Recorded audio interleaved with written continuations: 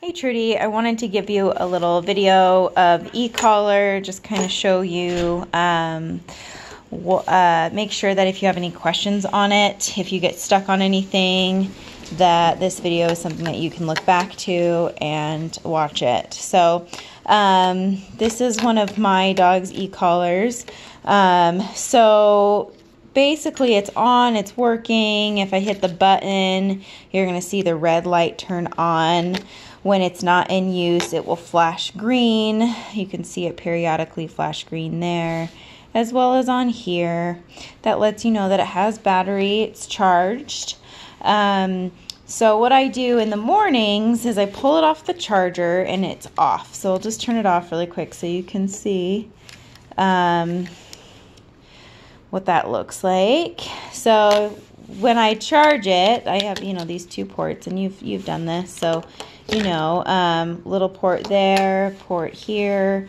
When I charge this, it automatically turns off, and it will stay off even after I pull it off the charger. So there's two dots on the remote and on the collar that need to be paired, and you've done that. So that will let us know that it's on, it's working. If I were to pair it and it went green and then started to turn yellow, that means that I don't have battery life, so it's starting to die. But whereas this is green, it's working, it's on, it's got battery. Now for this, I hold this L button down, I hold that down, and that turns it on. So it has to be held down. This button right here has two functions. If I tap the button, it will send a flashing light. If I tap the button again, it will be a solid light. Tap it again, it will turn it off. So super functional for nighttime walks, or if it's just in the backyard.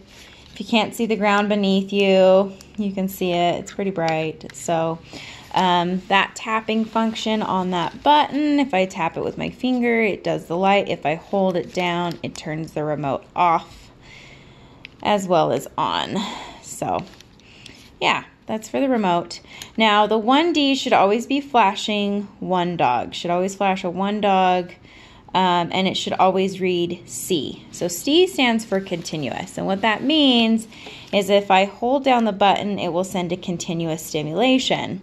That's really important for a lot of our training, so that's really, really important. But if I were to tap the button, it's not going to send a continuous stimulation. It's just going to mimic what my finger does. So I can do a press and hold, send continuous stimulation, or I can tap it if I need to, and that's really functional. So this button on the back, M and C, if I tap that, it changes some settings. So now it's on M, so now if I hold down the button, it will not hold it down, it just sends a momentary stimulation. So that's what M stands for, momentary stimulation.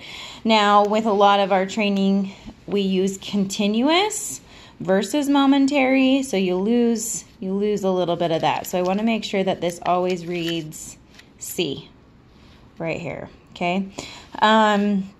Now the dial up and down, levels can change. I'm sure that you've seen that with gauge due to a number of reasons. When a dog is sniffing the ground and checked out, more likely than not, they're going to work higher in levels. When a dog is excited, more likely than not, they're going to work higher in levels. So when you're on walks and he's sniffing, I want him healing, you might have to turn it up. After I turn up Ecollar, I always turn it back down. If I need to turn it up again, I can, but then I turn it back down. So I'm constantly on this dial, up and down, depending on where he's at. So I never stay to one level, ever. And then tomorrow, he could work here. The next day, he could work here. It just depends on what's going on, his excitement, how he's feeling that day. So when it's hotter outside, sometimes dogs work lower because it's hot and they don't act so silly. When the weather cools down, sometimes they work higher because they have more energy, if they feel good, which is good. We want them to feel good. But he might try to be kind of silly on some of the things because he's excited. So we might have to work higher. So yeah, so different levels can mean things. So I can hold this button down and turn up Ecollar at the same time. And that is super functional if you can do it with your hand. If you can't do it with one hand, you can always do it with two hands. So if I wasn't holding the camera, I could take my other hand on the dial as I was holding that down and turn it up.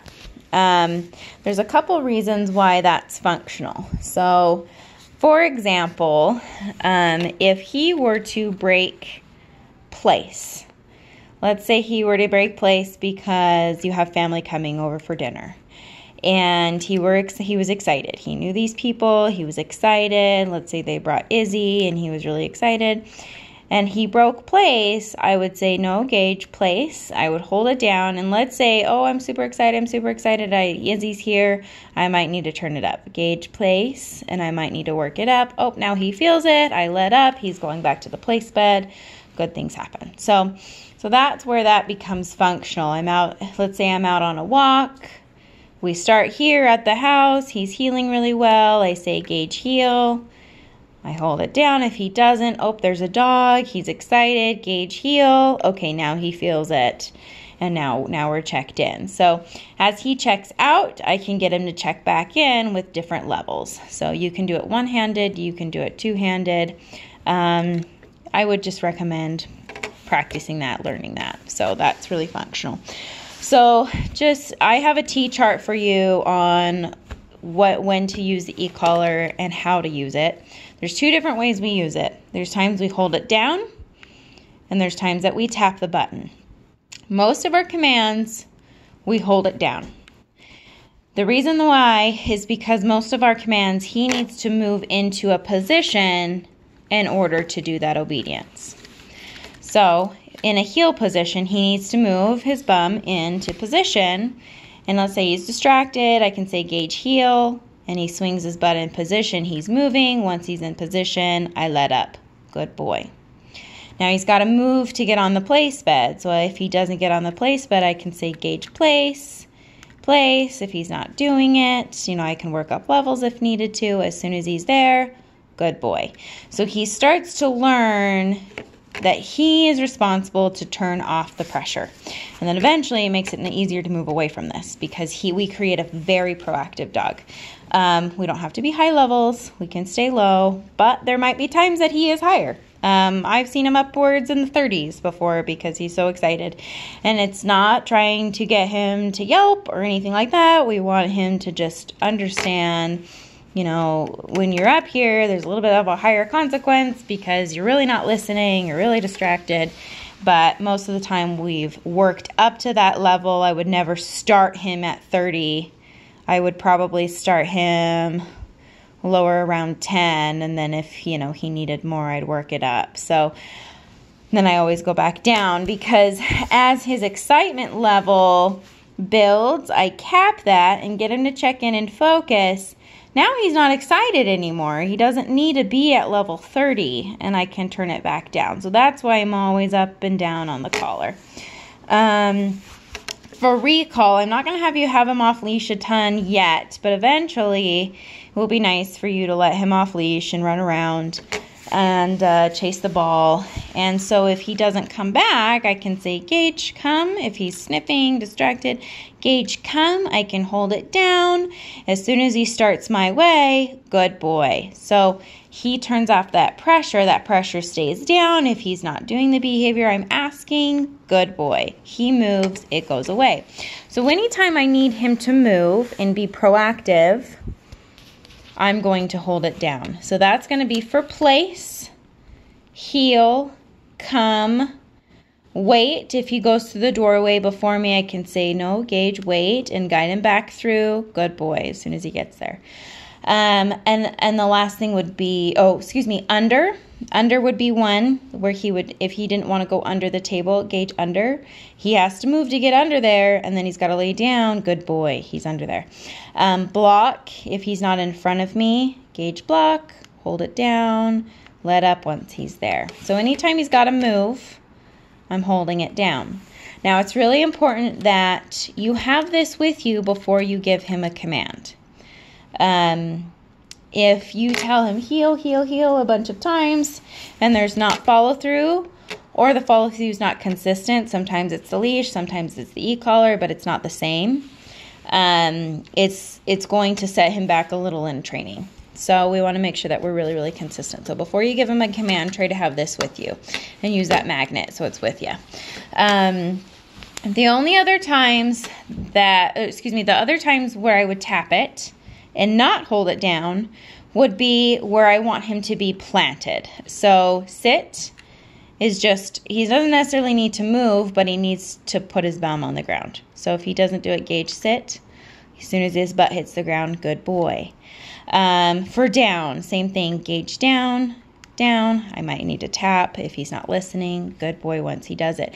If he continually doesn't do it, I might tap a couple times, but I want to say the verbal command with it. Sit, sit. And then once he does it, good job. Or down, down, good boy.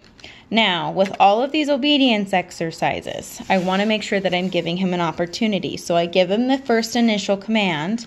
He has the opportunity. So first down, I say gauge down. If he does it, no correction, no needed. He's doing it. If he doesn't do it, gauge down. If he's distracted, gauge down. Now what I can do is I can turn it up on the dial or use my boost. This is a 5 boost. And I can say gauge down and I can turn it up just a little bit. So you can kind of play with that as well. Now the one command that I would never give him an opportunity with is a no, or if you were to say leave it. So if he were to jump on the counter, that would just, I wouldn't say no and then correct. I would say no and correct at the same time. Now, with that, that means that you have to have this with you because there might be times that he tries to kind of test boundaries. He's still learning things about being a house dog. And so there might be times where I need to have this with me. I see him go to do something I don't want him to do. No, there's no freebie there. There's no freebie because now what I'm after is a behavioral interrupt. So if he jumps on somebody, no. If he, I don't know, just anything that we don't want him to do. Even a little bit with like being pushy when he's not supposed to be pushy, you know, no, gauge, you know, if he's doing something because he wants to do task work, but it's not time to do task work, I might do a little no for that. And we'll talk about that in the go home session. But anyway, so that's Ecollar. Yeah, and fitting it on him is really important. We want to make sure that it's up high on his neck, to the side, buckle behind the ear. So behind both ears, this E-collar is very dirty. You can see. This is my dog Ruby's. She was a little chunky and she's lost weight. You can see where the notches have been on her. So, but we want to make sure that it's high up on the neck. So that way they are feeling it consistently. So anyway, let me know if you have any questions.